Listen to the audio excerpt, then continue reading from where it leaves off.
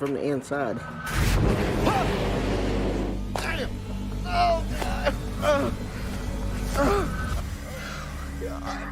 Stick the fly. Everyone who watched Moonshiners warned us about Tickle. They said the show was playing with fire, that something bad was going to happen, and that the signs were right there in front of us. But back then, nobody really took it seriously. Tickle was the funny one, the unpredictable one, the guy who always turned trouble into entertainment. It wasn't until everything started collapsing that people finally realized those warnings weren't exaggerations, they were predictions. Tickle didn't set out to become a star. When Moonshiners first introduced him as Tim Smith's right-hand man, he seemed like the perfect sidekick, quick-witted, fearless, and always ready to dive into chaos without a second thought. And that was the charm. Fans loved him because he wasn't polished or scripted. He was raw, real, and often completely unfiltered. But that unfiltered charisma came with a darker edge that people noticed early on. Moments when he looked exhausted, stressed, or just pushing things too far made viewers uneasy. At first it felt like part of the act. Yet as Moonshiners got bigger, those moments became harder to ignore. Behind the jokes and the wild behavior, there were patterns that made fans speak up. Tickle lived fast, and everyone could see it. Off-camera stories started circulating about late nights, close calls, and situations he brushed off as no big deal. People online would point out clips where he seemed off, or where his decisions crossed the line from funny to genuinely concerning. Production insiders quietly hinted that working with him could be a challenge, because he didn't always show up on time, and when he did, he sometimes carried the weight of whatever chaos came from the night before. Fans weren't laughing anymore. They were warning that something serious was brewing. Those warnings hit a new level when Tickle found himself in real legal trouble for the first time. Suddenly, everything people feared was no longer speculation. It was real, documented, and impossible to hide. When the news broke, the reactions were almost identical. We knew this was coming. And they weren't trying to insult him. They were frustrated that nobody intervened sooner. His castmates felt it too.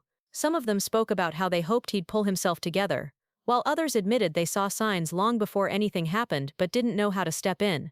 It was the first crack in the illusion that Tickle's chaos was harmless. It wasn't just part of the show anymore, it was taking over his life. And unfortunately, that first incident wasn't the end. It was the beginning of a long, painful spiral that lasted years. More legal issues, more disappearances from the show, more rumors about what was really going on behind the scenes. Fans noticed he looked older, worn down, and tired in ways he never had before. They wondered if the pressure of fame, financial stress, or personal demons were eating him alive. At one point, he vanished from Moonshiners completely, leaving viewers confused and worried. Online forums filled with questions like, "Where's Tickle?" and "Is he okay?" The longer he stayed gone, the louder the warnings became. People were genuinely afraid for him. Then came the breaking point, the moment everyone recognized as the event that proved the warnings were right all along. Another legal trouble. Another collapse. Another moment where the viewers collectively shook their heads and said, they should have seen this coming. It wasn't just a mistake. It was a sign that Tickle's life was spinning in a direction that could end badly if something didn't change immediately. And for the first time, even the show seemed unsure of how to handle it. They couldn't just treat him like the funny guy anymore. The situation was too serious.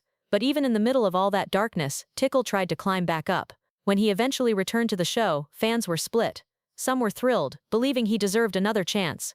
Others were nervous, saying the comeback felt rushed and that he still looked like he was carrying the same weight as before. His attempt to rebuild his life wasn't smooth. You could see the strain in his face, the effort it took to stay on track, and the moments where he seemed determined to break the cycle once and for all. There were episodes where he looked almost like his old self, and others where the exhaustion was clear. The warnings never fully went away.